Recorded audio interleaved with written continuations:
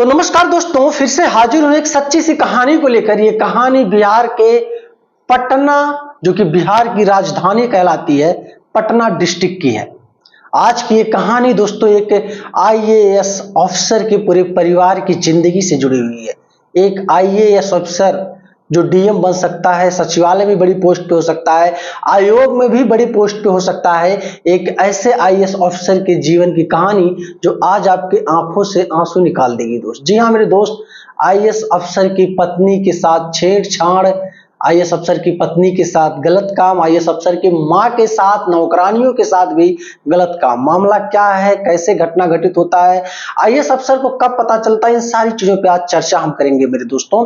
हो सकता है वीडियो में कुछ त्रुटियां भी हो सकता है जितनी मुझे जानकारी मिली है सूत्रों के मुताबिक, गूगल से और भी रिसर्च के दौरान जितनी चीजों को मैं इकट्ठा कर पाया हूं, उन्हीं आधार पे मैं आज की इस वीडियो में मेरे दोस्त बात करूंगा। दरअसल जिस आईएएस ऑफिसर की बात करते हैं, ये 1982 के बैच में होते हैं और 1982 के बैच में आईएएस ऑफिसर के पद पे तैनात हो जाते हैं। फिर इनके परिवार वाले चाहते हैं कि इनकी एक अच्छी खासी शादी हो जाए किसी सुंदर लड़की को देखकर। हालांकि तैयारी करते करते इनकी उम्र ज्यादा हो चुकी थी, लेकिन आईएएस ऑफिसर बनने की वजह से इनको एक 25 साल की लड़की भी शादी करने के लिए तैयार हो जाती। तो इनके जीवन में एक आती 28 साल की लड़की जो देखने में बेहद खूबसूरत थी, और इनकी उम्र और उस लड़की की उम्र में जमीन और आसमान का फासला था। काफी सारे लोग ये भी कहते थे कि बाप रे बाप, ये देखो आईएएस बनने का कमाल। अगर 22 इंसान मेहनत करके आईएएस ऑफिसर बन जाए ना, तो 22-22 साल की लड़की भी शादी करने के लिए तैयार हो जाएंगी। ये होता है रुतबा और पैसे में पावर।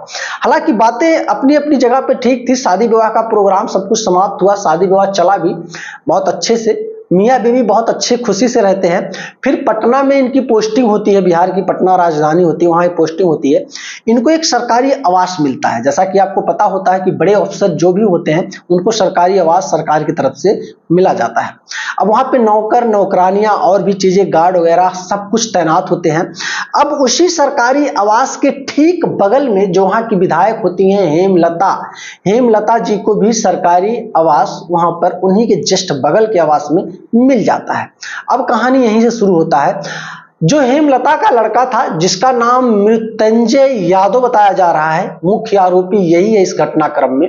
मृत्युंजय यादव दिल्ली के एक डीयू हिंदू कॉलेज का छात्र था। ये कभी कभी अपने माँ से मिलने आया करता था, कभी कभार आता था, 2-2 4-4 दिन अपने माँ के पास, जो हेमलता विधायक थी उनके पास ये रहता था। 2-4 दिन के पास मौज मस्ती करने के बाद यहां से फिर वो दिल्ली के लिए निकल जाता था।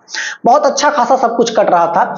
एक दिन ये अपने बंगले के बालकनी में खड़ा होकर कॉफी वगैरह का एंजॉय कर रहा था। तब तक देखता है कि सामने से एक महिला इसको दिखती है जो बहुत ही खूबसूरत थी, कि देखते ही देखते ये आंखों ही आंखों में परेशान हो जाता है। दिल में अलग से सपने ये सजा लेता है और फिर ये कमरे के अंदर आता है, फिर खिड़की खोल के झांकता है, फिर आता है। और इधर आईएएस की अफसर की जो पत्नी थी, उनको इस चीज का कहीं ना कहीं भनक लग जाता है कि सामने की जो बिल्डिंग है, जो आवास है सरकारी, वहां की जो विधायक है उनके घर कोई ऐसा लड़का है जो बार बार उनको देख रहा है।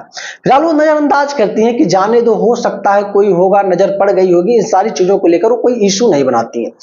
अब मृत्युंजय यादव ये सारी बात अपनी माँ से कहता है कि वो जो सामने रहती है कौन है, हेमलता जी कहती है, जो विधायक होती है, अपने बेटे से कि बेटा वो एक आईएएस ऑफिसर की पत्नी है, बहुत सुंदर है ना।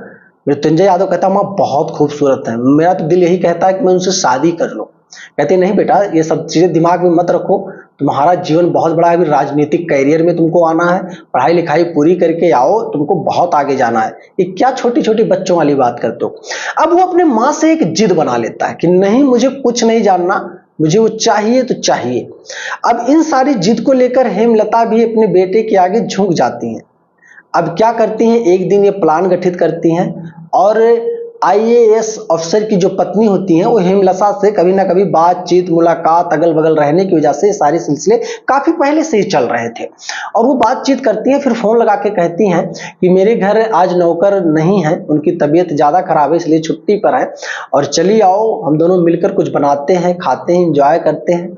यही सारी बातें होती हैं कि आईएएस अफसर की जो पत्नी होती हैं वो अपने बंगले से निकलकर हेमलता जी के आवास पर आ जाती है।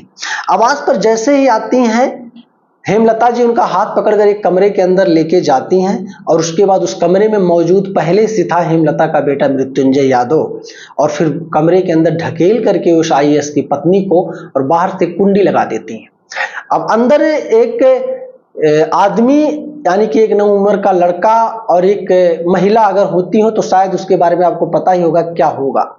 अब जबरन मृत्युंजय यादव उस आईएएस अफसर की पत्नी के साथ गलत काम करता है।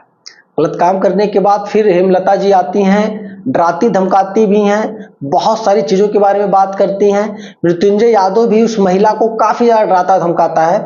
अब धीरे धीरे करके जब वो इतनी डर गई, वो दबे पांव तो निकल कर वहां से अपने सरकारी आवास के लिए चली गई। काफी बार इनके दिल में ख्याल आया कि इनको अपने पति से बता देना चाहिए, लेकिन शायद पता नहीं क्या मजबूरी थी, क्या गलती थी कि ये नहीं बता पाई इस बात को अपने पति के पास। अब मामला यहां से और बिगड़ता है कि धीरे धीरे अब हेमलता का जो लड़का था मृत्युंजय यादव, जो मुख्य आरोपी है इस कहानी का, वो जाने लगा आईएएस अफसर के उसी आवास पर। आवास पे जाता तो वहां देखता कि इनकी एक आईएएस अफसर की एक भतीजी थी, उनकी मां भी थी और भी नौकरानियां थी। अब ये बारी बारी करके नौकरानियों के साथ, मां के साथ, भतीजी के साथ भी गलत काम करता है। 2 साल तक ये घटना चला। सन 1995 से सन 1997 तक ये मामला घटित होता है और बीच में कोई भी कार्रवाई नहीं होती है। जब इस बात की भनक आईएएस अफसर को चलती है कि उनके पत्नी के साथ इतना बड़ा अपराध हो रहा है, ऐसा कृत्य हो रहा है, तो वो डर के मारे कांपने लगते हैं, आग बबूले हो जाते, उनको समझ में नहीं आता वो क्या करे। फिर वो क्या करते हैं, वहां के जो राज्यपाल होते हैं, राज्यपाल से भी शिकायत करते हैं एक लेटर के माध्यम से कि मेरे परिवार के साथ, मेरे पत्नी के साथ इस तरीके का घटना घटित हो रहा है। हेमलता यादव जो विधायक है रजद की हेमलता यादव विधायक, उनका बेटा मृत्युंजय यादव, ये दोनों मिलकर इतना खेल खेल रहे मेरे परिवार के साथ कि मेरा परिवार कहीं का नहीं रहा। जब राज्यपाल इस चीज को देखते हैं तो अपने ऊपर के बड़े अधिकारियों को सूचित करते हैं कि इस मामले को जल्द से जल्द निवारण किया जाए। एक आईएएस अफसर है, वो बहुत परेशान है। अब जो ऊपर के आला अधिकारी थे, इन सारे लोगों ने इस मामले में बहुत इंटरेस्ट नहीं लिया, इसको वहीं पे रख दिया। लेकिन इंटरेस्ट लेता कौन है? विपक्ष के नेता जिनका नाम है सुशील कुमार मोदी, उस समय होते हैं विपक्ष के नेता होते हैं। उनसे जब उनके कानों तक इस बात का भनक चलती है तो वो इस मामले को लेकर स्टैंड हो जाते हैं।